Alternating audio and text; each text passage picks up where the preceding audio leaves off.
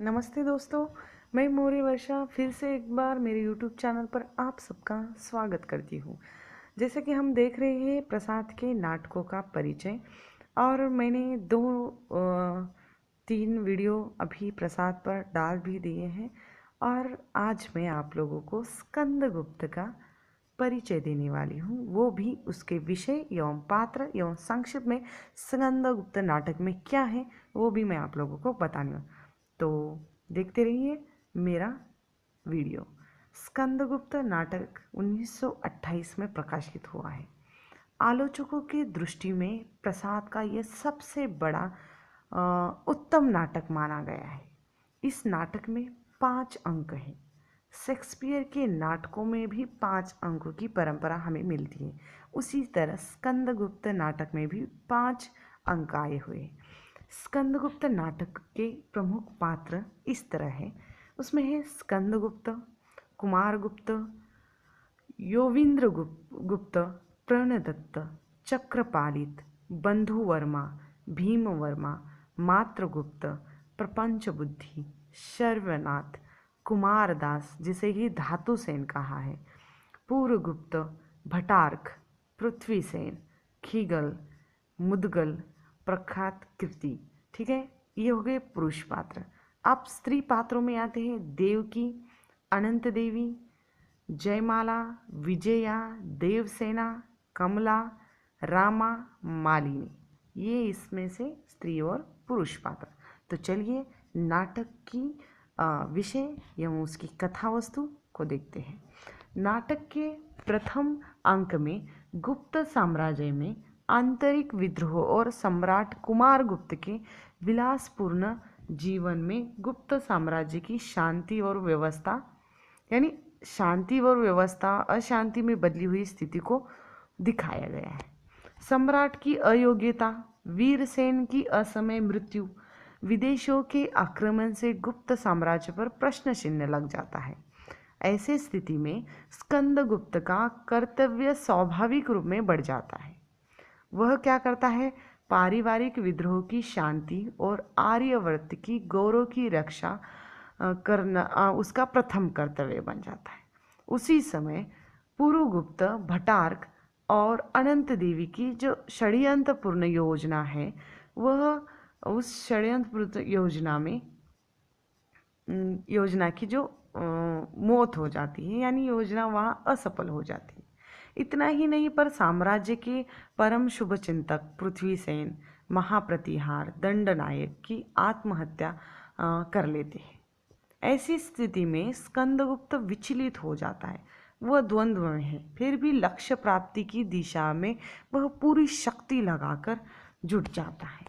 अब दूसरे अंक में स्कंदगुप्त का प्रयत्न लक्ष्य के लिए, पर उसमें ग्रह संघर्ष प्रथम विघ्न के रूप में आता है। अब उसका पता हमें अनंत देवी और भटाक के षड्यंत्रों से पता चलता है। इस अंक में ये दोनों देवकी की हत्या का भी षड्यंत्र बनाते हैं। दोनों कौन? अनंत देवी और भटार्क। दूसरी समस्या दुश्मनों के क्रूर प्रहार से देश की रक्षा करना है, और उसी समय स्कंदगुप्त कुसुमपुर पहुंचकर अपनी मां की रक्षा करता है। उसके बाद दुश्मनों का सामना करने के लिए वह सैन्य शक्ति या संगठित, यानी सैन्य शक्ति संगठित करता है, और उसमें उसे सफलता भी मिलती है। उसे राज्य की प्राप्ति भी होती है। दूसरी ओर दुश्मनों के सम्मुख उसे बंदी रूप में लाया जाता है। तृतीय अंक में प्रपंच बुद्धि, भटार्क और अनंत देवी की जो षड्यंत्र यात्रा है या षड्यंत्रपूर्ण योजना का सामना स्कंदगुप्त को करना पड़ता है। स्कंदगुप्त और जो मातृगुप्त है, उसके द्वारा देवसेन की रक्षा करना, पश्चिमोत्तर सीमा की ओर दुश्मनों का सामना करना, रण क्षेत्र में भटार्क का दुश्मनों से मिल जाना। इससे हमें पता चलता है कि यानी अलग अलग से जो क्षमा करना, या फिर भी कृतज्ञ भटार्क का स्कंद के साथ विश्वासघात करना, स्कंदगुप्त की जो सेना को कुंभ पर पार करते समय उसे बांध कर काट कर विपत्ति में डाल देना, यानी बहुत सारी घटनाएं इसमें घटती, यानी स्कंदगुप्त के विरोध में। अब चौथे अंक में क्या होता है कि स्कंदगुप्त विपरीत परिस्थितियों में भी निसहाय है, अकेला है, हमें देखने को मिलता है। उसकी माँ का स्वर्गवास होता है। जीवन के दूसरे साधन अस्त व्यस्त और भटक के कारण विजया और जो अनंत देवी है के विरोध में जो विरोध की स्थिति पैदा होती है। और शर्वनाग से प्रभावित विजया का भी देश कल्याण की भावना से प्रेरित होकर क्रियाशील होना, ये भी इसमें आता है। देवकी की मृत्यु से भटार को भी बहुत बड़ी शिक्षा मिलती है, उसका भी संघर्ष है, विमुख रहने का संकल्प है। प्रेम के क्षेत्र में भी अनेक महत्वपूर्ण परिवर्तन इस अंक में होते हैं। विजया का स्कंद से फिर आसक्त होना, स्कंद का देवसेना से आसक्त होकर हुनों से भयभीत देवसेना को सहायता करना, अनेक प्रकार की उलझनों के बावजूद भी देवसेना के अनुराग के प्रति स्कंदगुप्त को सजग बताया गया है।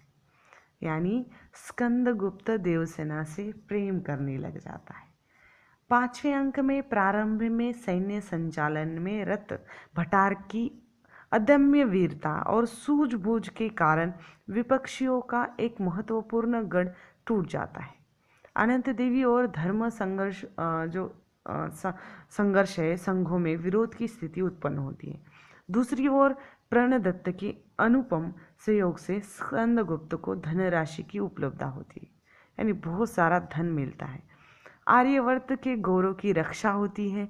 फिर रण क्षेत्र में ही पूर्वगुप्त को रक्त का टीका लगाकर पारिवारिक अशांति पर विजय प्राप्त करता है स्कंदगुप्त, और स्कंदगुप्त के सारे प्रयत्न सफल होते हमें दिखाई देते हैं। सामाजिक सफलता के रूप में सब कुछ पाकर भी नायक अपने व्यक्तिगत परिवेशों में अतृप्ति की पीड़ा से पीड़ित है। देवसेना के चरणों पर अपना सर्वस्व लुटाने वाले स्कंदगुप्त को देवसेना इसलिए उपलब्ध न हो सकी क्योंकि उसे मालवराज के सम्मान का बड़ा ध्यान था। अकेला स्कंदगुप्त आंसू बहाता रह जाता है, और स्कंदगुप्त के करुण उच्छ्वास से ही नाटक का अंत होता है।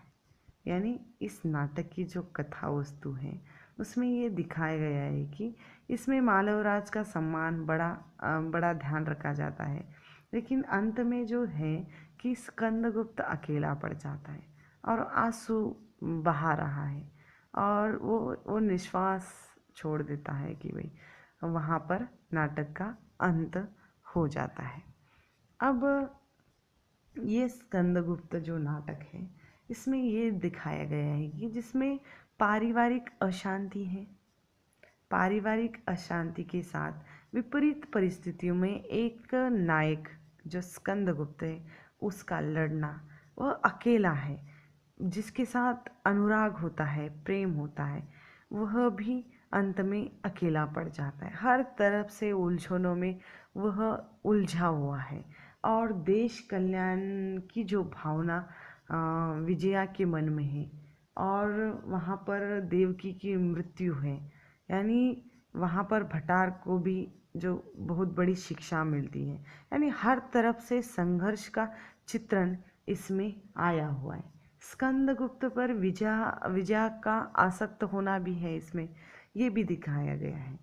अब हम इस नाटक को अगर याद रखने की कोशिश करेंगे तो हमें याद रखना है कि किस तरह स्कंदगुप्त सभी उलझनों से पार होता है, और अपने विचलित मन को, वो अपने विचलित परिस्थितियों को वो सुलझा देता है, और सुलझ कर अंत में किस तरह अकेला पड़ जाता है और आंसू बहाने लगता है। हर तरफ शांति हो जाती है और सम्मान भी मिलता है, और लेकिन उसे देवसेना उपलब्ध नहीं हो सकी। देवसेना के प्रति जो अनुराग उसके मन में है वो उसे नहीं मिल पाता, इसलिए वह दुखी है और आंसू बहा रहा है।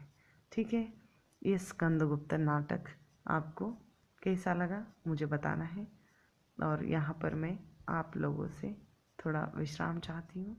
नमस्ते।